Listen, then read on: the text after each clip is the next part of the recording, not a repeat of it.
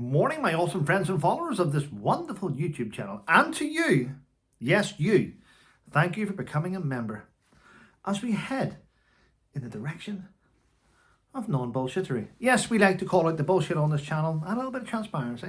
And for that, I appreciate your support. But it's Monday today, the 14th of April. A significant day, if you didn't know, because it's the day after the 13th. And what's important about the 13th? The 13th of April saw the biggest ever migrant crossings from Calais to Dover. Yes, yesterday 656 people made it across the English Channel. Now, if you don't know, let's say you can fit, let's go for 10 people on a dinghy. So every half an hour yesterday across the English Channel, there was a dinghy going 10, 10, 10, 10, 10. Yes, 656. The biggest migrant crossing of 2025. So far this year, 8,064 people have crossed the English Channel. Now, I'm not one for global warming. I'm not for any of this nonsense. But the sooner that fucking ocean heats up and those sharks get in there, the sooner this shit stops. Because politicians are not going to end it for you. They're not. Why are politicians not going to end it? Because within politicians in the House of Lords, someone's making money from the backhanders of this, or it wouldn't be happening. So someone's benefiting from it. Now, you may say, Trevor, that's wrong. But I can tell you now, if this was going, or this was detrimental towards a politician's career, politicians would have ended this a long time ago. So someone is making money off the back of this illegal crossings, and my money is possibly on the House of Lords. Members there that are linked to maybe the border force or immigration or something to do with welfare. But someone needs to look into this because it's certainly not fucking on, is it? Right. Putting that aside though. Putting that aside. Let's talk about something which has got nothing to do with politicians and corruption. Let's talk about Bangladesh, who have issued an arrest warrant for the Labour anti-corruption MP. Yeah, Tulip Sadiq. There's an arrest warrant out for her for alleged corruption in Bangladesh. Illegal crossings, corruption, MP corruption. Something. I can't quite put my finger on it, but something smells fishy. Yes. Yeah. I don't think it's anything to do with politicians. What? A Labour MP was suspended for assaulting someone and went to jail. Was that this year? Oh, okay. What? A Labour MP's been arrested for rape? This year? All right, okay. What? A Labour MP is under investigation for child exploitation? Oh. Okay. What? Labour MPs are involved in a grooming gangs that funded 5 inquiries and a £5 million funding for 5 inquiries, but is funding grooming gangs more money for their defence. Oh. What? A Labour MP's been arrested for what? Fraud? This can't be. Surely these are not the people that we have elected.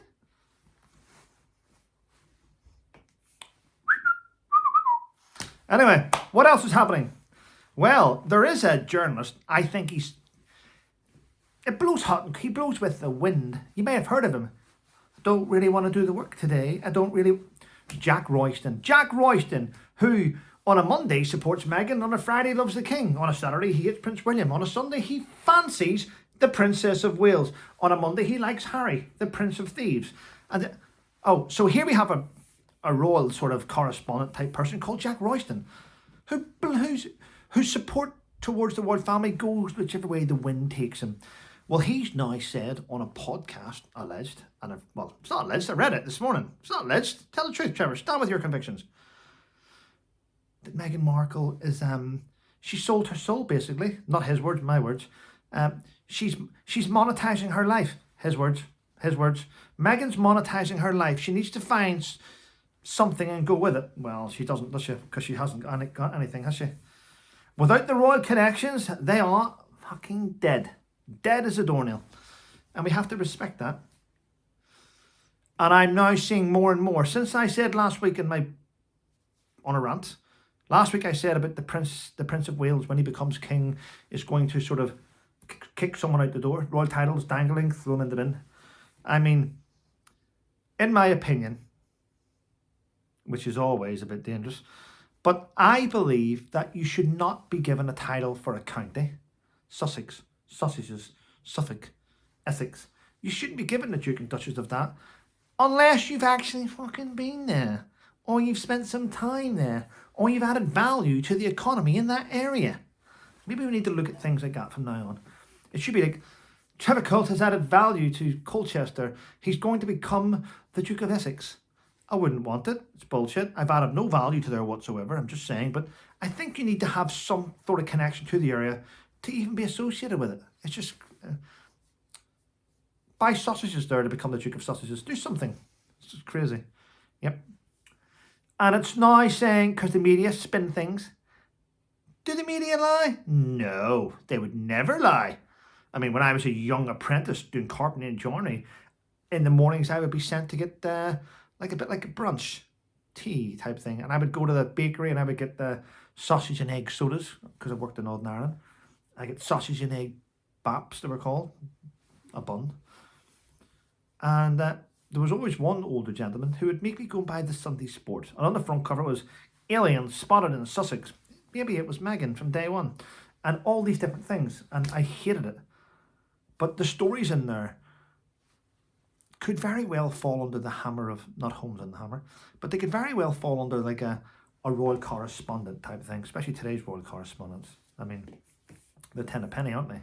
Yeah. All you've got to do is produce 5 YouTube videos on a subject of a royal and put yourself down as a Royal News Network, or put yourself down as a Royal News Company, or a Royal News abbreviation, or a network.com. I mean, it doesn't mean you're a royal correspondent, does it? It just means you've got time on your hands to Google someone. Anyway, we all do it. We all do it. Not many people own up to it, though. Hi, welcome to Trevor Colt's Royal News Cult. And today we're going to be discussing the royal family and how many years it goes back. And look at that building. Can you see the architecture on there? Wonder how they made the arches back in 1512. Bullshit, isn't it? Yeah, well, it's now alleged that when Harry was in London at the Royal Courts of Justice to take part in his appeal, let's be honest, the judgment had already been made in a previous court hearing. This was just to sit in to see if the judge had made a mistake in the previous ruling. But this was turned into a fucking pantomime, wasn't it? People running out of court going, the woman's got a notebook and pen. Fuck's sake. Yeah, it's now alleged that Harry did. He reached out an olive branch to his brother. How do you explain? Tell me how he did that. Well, he stayed in a hotel just 20 minutes from the Prince of Wales. Oh, and that's now classed as an olive branch, is it? What is the olive branch? Is it a letter of apology and a fucking email? No, it's not. It's, we know where you were. You were never off the fucking news. Yes. Anyway, listen. That's enough of my nonsense. I think it's time to go. Have a wonderful day, everyone. And remember, do you know how you know they're lying? They're elected. Have a wonderful day, everyone. And remember to stay safe.